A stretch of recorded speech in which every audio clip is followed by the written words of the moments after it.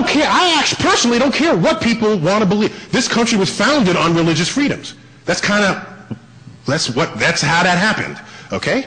And what enabled the religious freedoms is that our Constitution makes no mention of God at all, which means nobody's God reigns supreme over anybody else's. And therein is the religious freedom that attracted all these waves of immigrants for centuries.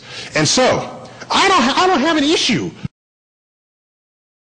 But I'm going to be up in your face if you're going to knock on my science classroom and tell me that I got to teach what you're teaching in your Sunday school, because that's when we're going to fight. And I'm going to tell you something.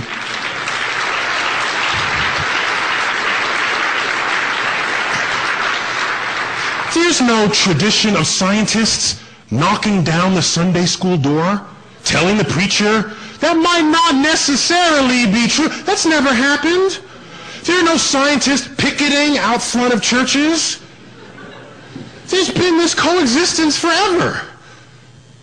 So to have the religious communities knocking down the science door, there's something wrong there. And I think back to Al-Ghazali and the 12th century and the fall of that intellectual empire.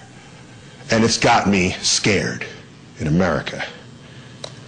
I wrote, do you remember that case in Jersey where this middle school kid, forgive me, I forgot his name, I met him, Matthew LeClaire, do you remember this?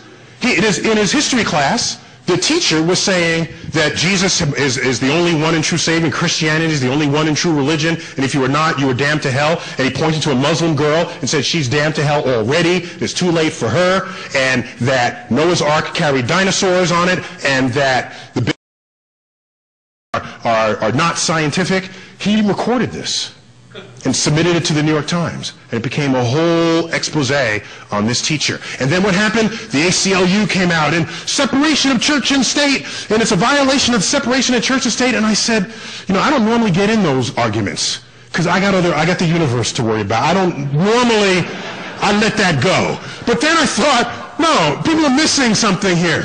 It's not a case of a separation of church and state. It's not. It's not. Okay? I looked at the comments and the transcript. I ignored the part about Jesus being your Savior. I ignored the part about Christianity being the one and true religion. I paid attention to the statement that Noah's Ark carried dinosaurs. Okay? And so, I wrote a letter to the editor of the New York Times that they printed, and I will read to you. To the editor. People cited violation of the First Amendment when a New Jersey school teacher asserted that evolution and the Big Bang are not scientific and that Noah's Ark carried dinosaurs.